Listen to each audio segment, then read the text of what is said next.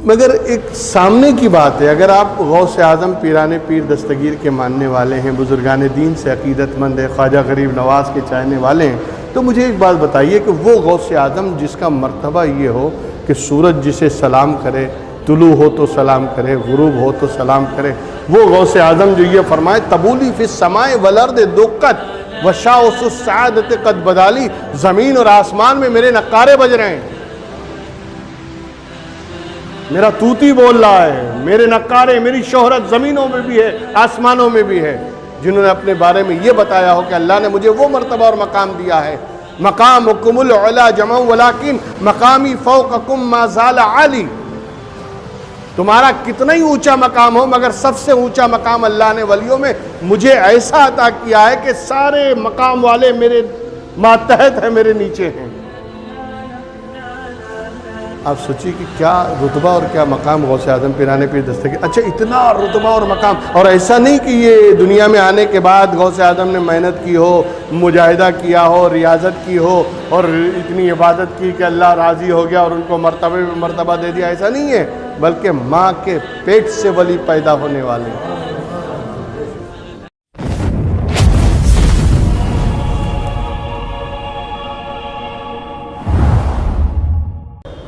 आज उस पीराने पीर का दिन है और उनके नाम से ये दिन मंसूब है, बल्कि पूरा महीना उनके नाम से मंसूब है, 11 का, जिन्हें बड़े पीर के नाम से याद किया जाता है।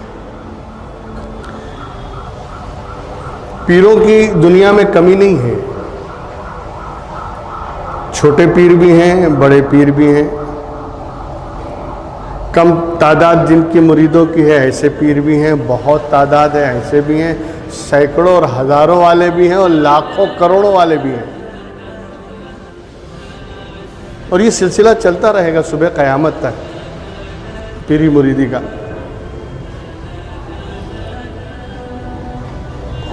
अकीदतमंद और मुरीदीन की तादाद बेशुमार है, ऐसे पीर हैं।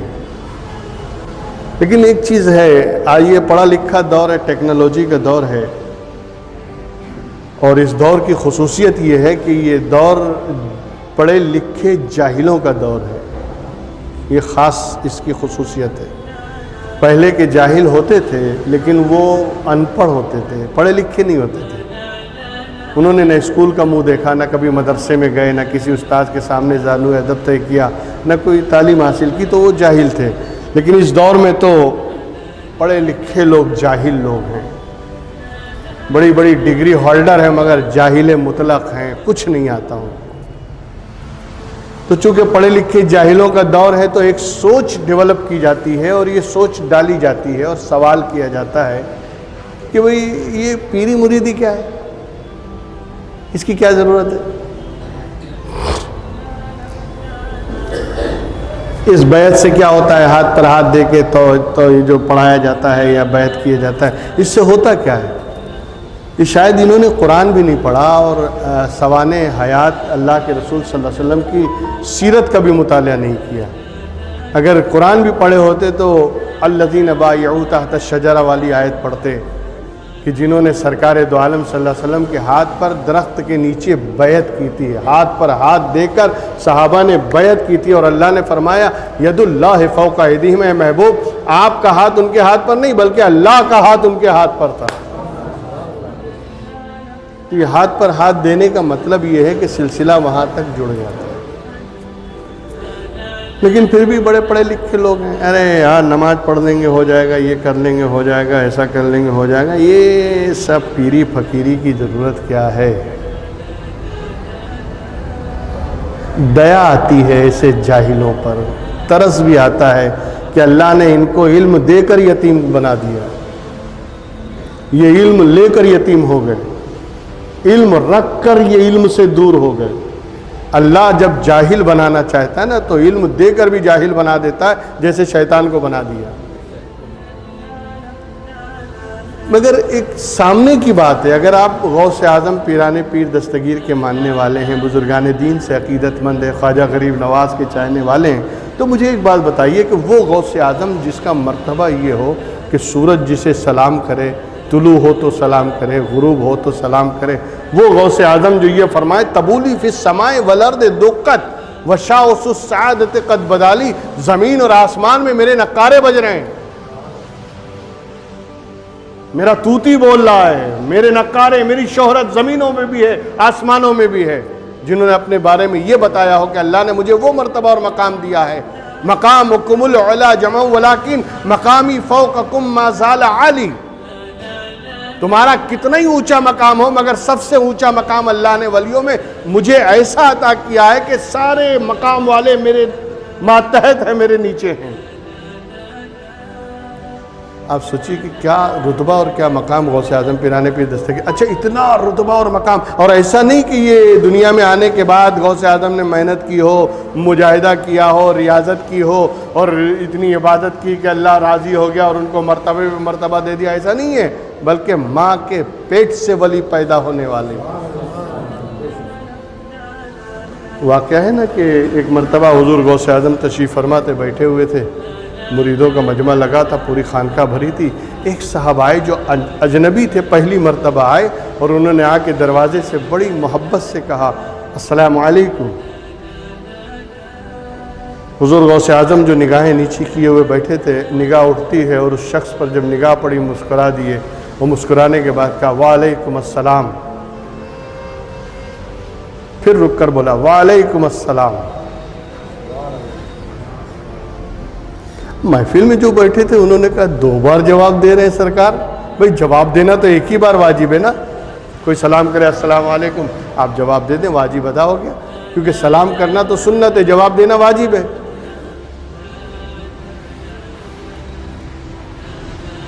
अच्छा, अक्सर ये बात होती है, लोग ये भी पूछते हैं, जैसे किसी को आपने कहा अस्सलाम वालेकुम मोहब्बत से और उसने धीरे से जवाब दे दिया वालेकुम, बाद में खुद ही तबसरा करेंगे घमंडी है, बहुत घमंड है भाई, ऐसा वैसा। तो जो सवाब तुमने कमाया था सलाम करके, गीबत करके वापस कर दिया, फायदा क्या हुआ? आप अपनी अकीदत अपनी जगह सलामत रखें, सामने वाला जैसा जवाब देगा उसको वैसा सवाब मिलेगा।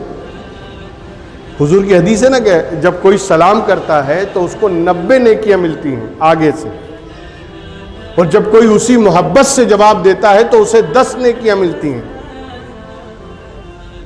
तो हज़रत जुनैद बगदादी अपने मुरीदों में बैठे हुए थे, एक साहब आए, उन्होंने बड़ी मोहब्बत से कहा हुजूर अस्सलाम वालेकुम। हजरत ने रूखेपन से जवाब दिया वालेकुम अस्सलाम, और दूसरी तरफ चेहरा घुमा लिया।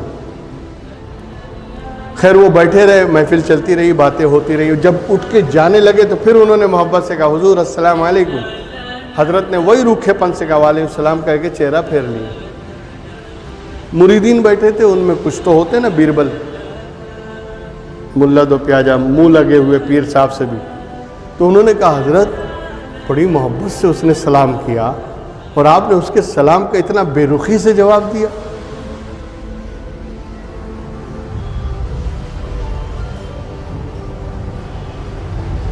फेलुल हकीम ला यखलू अनिल हिकमत, हकीम का कोई काम हिकमत से खाली नहीं होता। उन्होंने कहा ऐसा है कि जब कोई सलाम करता है तो उसको कितनी नेकियां मिलती हैं? कहा 90। वो कहा अगर उसी मोहब्बत से जवाब दिया गया तो जवाब देने वाले को कितनी नेकी मिलती है? कहा 10। वो कहा अगर मोहब्बत से जवाब नहीं दिया तो? कहा 9 नेकी कट के वो सलाम करने वाले के खाते में चली जाती है, इसको 1 ही मिलती है जो रूखा जवाब दे। कहा अगर मेरे थोड़ा सी रूखापन हो जाने से मेरे मुरीद को 9 नेकियां बढ़ जाती हैं तो उसमें किसी को तकलीफ क्या है?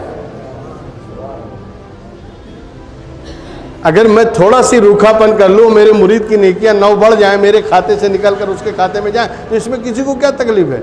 और इसीलिए मैंने ऐसा किया ताकि उसकी नेकियां बढ़ जाएं। मगर लोग तो चाहते हैं कि अगर हम मुस्कुरा के सलाम करें तो सामने वाला लेट के जवाब दे, एकदम लेट जाए वालेकुम अस्सलाम, जैसे बड़ा एहसान कर दिया आपने सलाम करके। और नहीं जवाब दो तो बस घमंडी है, तो ये है तो वो है, तबसरे शुरू हो जाते हैं। और बाज़ बुजुर्ग इसलिए भी कर देते हैं कि बेटा 9 नेकी जा रही है, वापस तेरी 90 वापस ले लेता हूँ मैं, तू बाद में बुराई करने वाला है, मुझे मालूम है, तेरी 90 भी वापस लेता हूँ मैं। 9 बोटी दिखा के बकरा वापस ले लेना, इस तरह कहते, 9 दे के 90 वापस ले लेते। तो ये थोड़ा सी सेंस पैदा करें, इस्लामी सोच होनी चाहिए। कोई भी आदमी कुछ करता है तो उसके पीछे हिकमत होती है ना। गौसे आजम हमेशा जवाब देते थे, मगर एक बार, आज 2 बार जवाब दे रहे हैं। मुरीदों ने समझा शायद कोई खास वीआईपी, कोई खास पार्टी है, कोई खास मुरीद है, इसलिए हजरत उसकी तरफ 2 मरतबा जवाब दे रहे हैं, वालेकुम अस्सलाम, वालेकुम अस्सलाम। खैर वो थोड़ी देर बैठा रहा, उसके बाद उठ के जब जाने लगा, उसने कहा हुजूर मैं रुख्सत चाहता हूँ और इजाज़त चाहिए मुझे, मैं जा रहा हूँ। बोले जाइए, खुदा हाफिज़। अस्सलाम वालेकुम, वालेकुम सलाम, एक ही बार जवाब दिया। जब वो चले गए तो फिर पूछा लोगों ने कि हजरत आया था तब भी तो एक ही बार सलाम किया था उसने, और आपने 2 मरतबा जवाब क्यों दिया?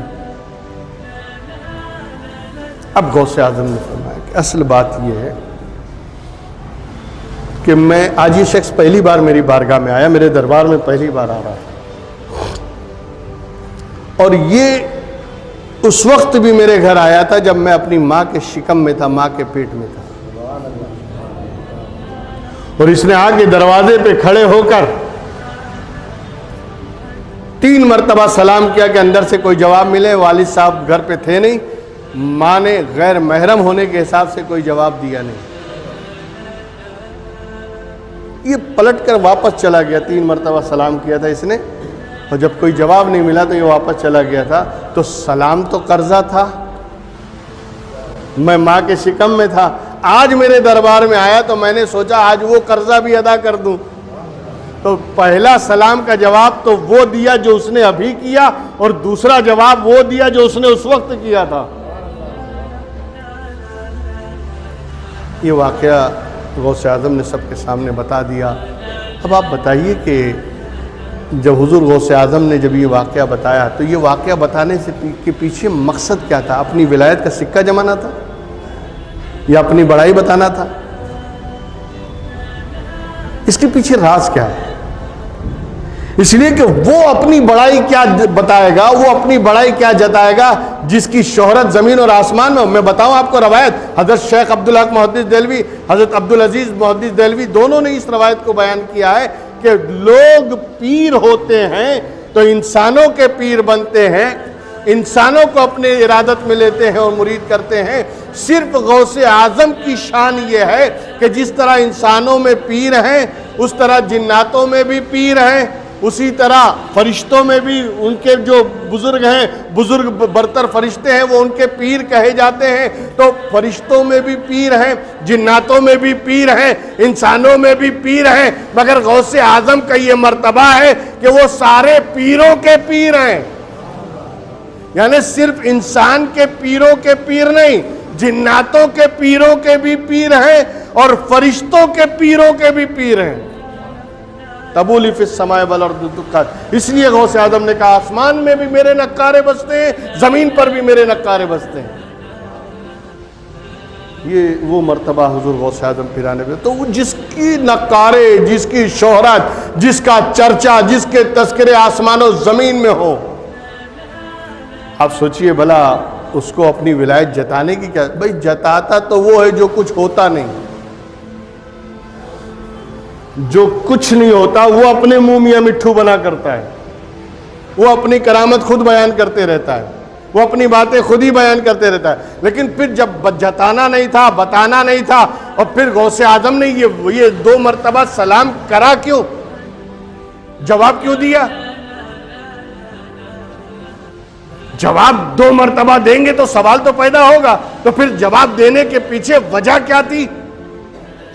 जहाँ तक मैंने गौर किया, मैंने जहाँ तक समझा, मुझे ये वजह माकूल समझ में आई कि ये वाकया होना ज़रूरी था।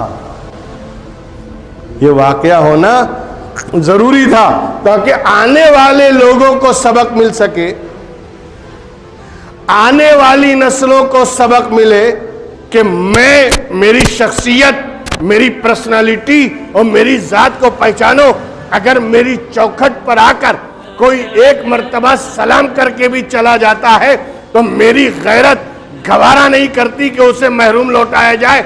मैं माँ के शिकम में था, जवाब देता तो इसमें सुनने की ताकत नहीं थी, इसीलिए आज मैंने बड़ी महफिल में इसे जवाब देकर तुम्हें यह बता दिया है कि जब सलाम का कर्जा, एक सलाम का कर्जा और एक सलाम का उधार मैं नहीं रखता हूं बल्कि पलटा देता हूं, तो अब अगर तू मेरे नाम की नजरों नियाज करे, तू मेरे नाम पे अगर लंगर लुटाए, तू मेरे नाम पे अगर गरीबों को खाना खिलाए, तो अगर मेरे नाम पे नजरों नियाज करे, तो क्या तेरा एहसान मैं बाकी रखूंगा? जब मैं सलाम का एहसान बाकी नहीं रखता तो तेरी नजरों नियाज का बदला अता नहीं करूंगा। ये मैसेज है, ये सबक दिया गौसे आजम ने कि जो मेरे नाम पे कुछ भी करेगा उसका रिवार्ड मैं अता करूंगा, उसका बदला पलटा के मैं दूंगा। और ये वाकया इसीलिए बताया गया ताकि लोग इसी से समझ लें कि जो किसी का सलाम उधार न रखता हो वो हमारी नजरों नियाज उधार रखेगा, वो हमारी अकीदत को उधार रखेगा। अरे गौसे आजम का मर्तबा तो ये है, अल्लाह ने क्या मकाम दिया है। आप उनकी तारीख पढ़िए गौसे आजम की, जितना पढ़ते जाते हैं गौसे आजम को उतना ही अकीदत और मोहब्बत में इजाफा होता जाता है। ऐसी कुदरत, ऐसी ताकत तो अल्लाह ने शायद ही किसी वली को दी हो। मुझे एक चीज बताऊं मैं आपको, आदमी का हर चीज पे कंट्रोल हो सकता है, लेकिन एक चीज ऐसी है जिस पर कोई कंट्रोल नहीं।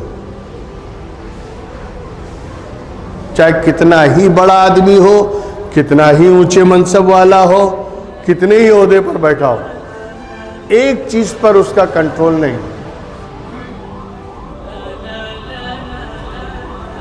वो चीज क्या जानते हैं? सपना। सपनों पे किसी का कंट्रोल है?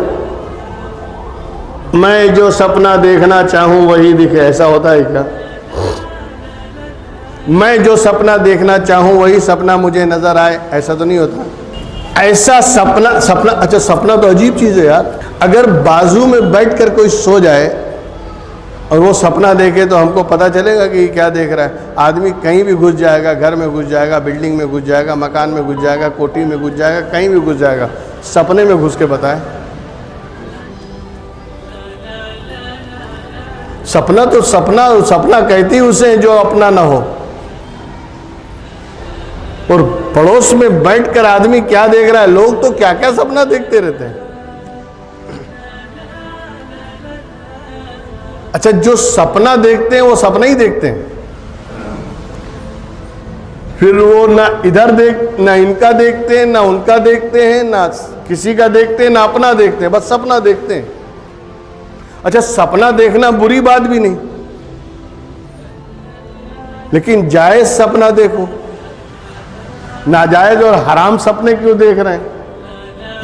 सपना देखना अच्छी बात है भाई। अगर कोई चाय वाला हो और वो सपना देखे कि मैं ये बन जाऊं, मैं ये हो जाऊं, सपना है, वो हो भी जाता है कभी कभी। सपना भी कभी कभी सच हो जाता है। मैं एक मिसाल दे रहा हूं। तो सपना देखना अच्छी बात है, लेकिन सपना सही होना चाहिए। मगर आप जो नींद में सपना देखते हैं या पड़ोस में बैठकर अगर कोई सपना देखता है ना, हमें नहीं मालूम क्या देख रहा है। तफसील का वक्त नहीं है, बस मुख्तसर सी बात कर दूं कि अगर आप पड़ोस में बैठकर कोई सो रहा हो या कोई आपके बगल में लेटा हो और सो रहा हो और वो क्या सपना देखा आपको मालूम पड़ेगा? नहीं मालूम पड़ेगा। सपने पे जब उसका अख्तियार नहीं तो हमारा क्या अख्तियार होगा? देखने वाले का अख्तियार नहीं है तो हमारा कोई अख्तियार होगा? और गौसे आजम की बात बताऊं मैं, मजमा भरा है, पूरा मजमा भरा हुआ है, साइड से 70,000 का मजमा है। गौसे आजम तकरीर कर रहे हैं, वो तकरीर करते करते अचानक खड़े हो गए। और मामूल ये था कि जैसे गौसे आजम खड़े हुए पूरा मजमा खड़ा हो गया, अदब और एहतराम में, ताज़ीम के लिहाज से पूरा मजमा खड़ा हो गया। हुजूर गौसे आजम मेंबर से नीचे उतरे, मजमे में जगह हो गई।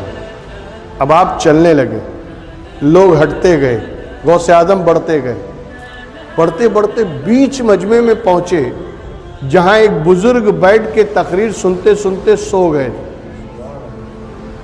हजरत अली बिन हैती तकरीर सुनते सुनते आंख लग गई और वो पूरा मजमा खड़ा है और वो बैठे सो रहे हैं,